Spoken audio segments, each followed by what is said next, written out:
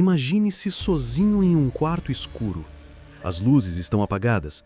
A única coisa que você ouve é o som abafado de sua própria respiração. De repente, um eco distante começa a preencher o ambiente. Uma batida lenta, quase fantasmagórica, como o ritmo do coração de alguém prestes a explodir. E então surge a voz, grave, arrastada, carregada de ressentimento. I can feel it coming in the air tonight, oh Lord.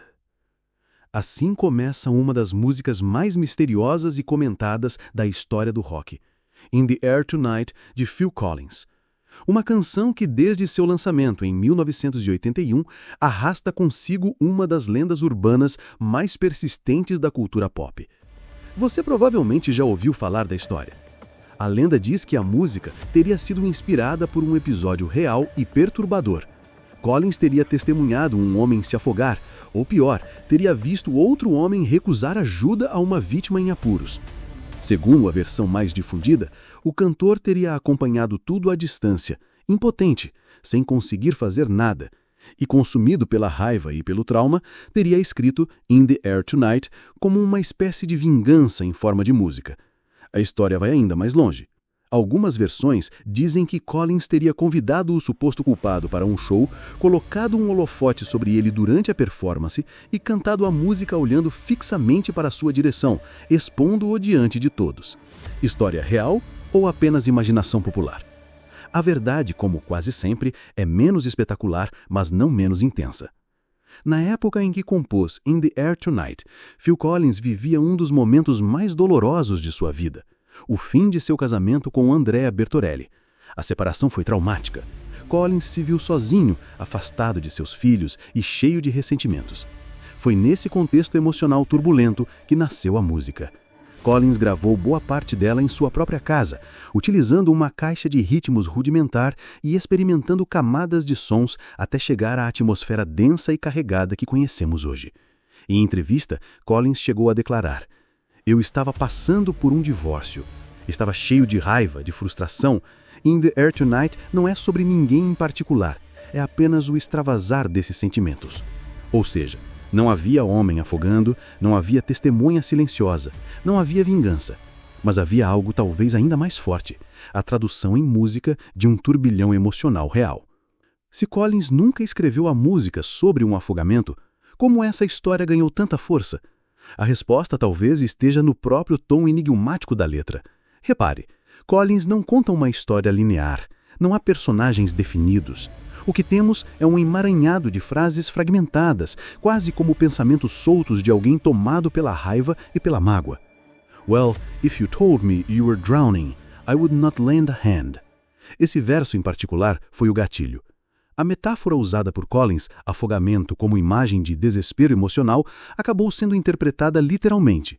E assim, pouco a pouco, a narrativa ganhou vida própria. Outro fator decisivo foi o clima sombrio da música. Diferente de outras canções pop da época, In the Air Tonight era densa, minimalista, carregada de tensão. Para muitos, era fácil acreditar que algo tão pesado só poderia ter nascido de uma experiência traumática e secreta. Seja pela lenda ou pela força da canção, In the Air Tonight tornou-se um sucesso imediato. Foi o primeiro single da carreira solo de Phil Collins após o período turbulento no Genesis.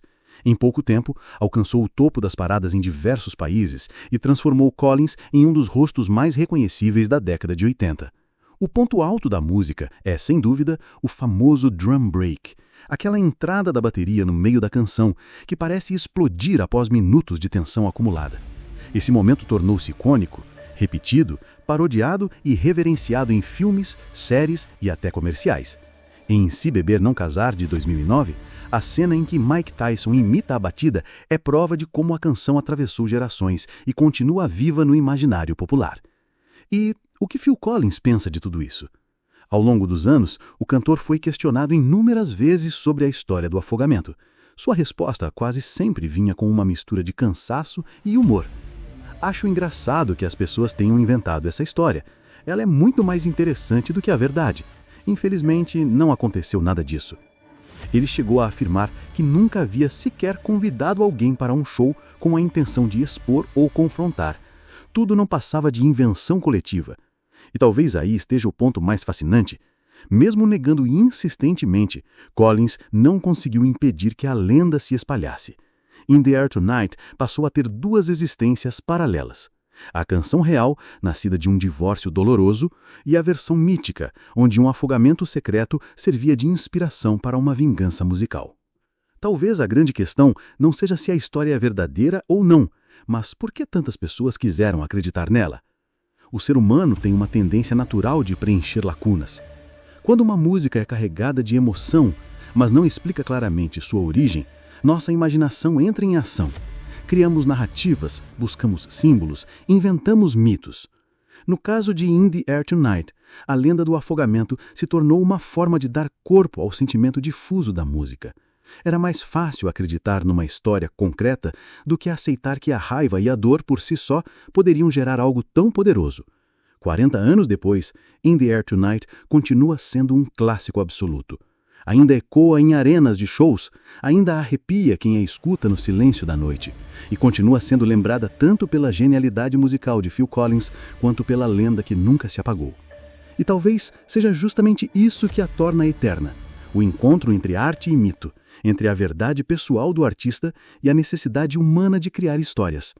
Quando você ouve In the Air Tonight, talvez não importe tanto saber se houve um afogamento ou não.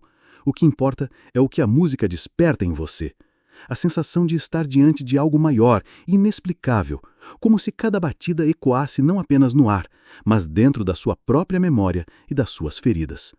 E é nesse espaço entre realidade e imaginação que a lenda sobrevive. E para você, In the Air Tonight é apenas o desabafo de um coração partido ou a prova de que certas canções escondem segredos que nunca serão revelados? Escreva nos comentários.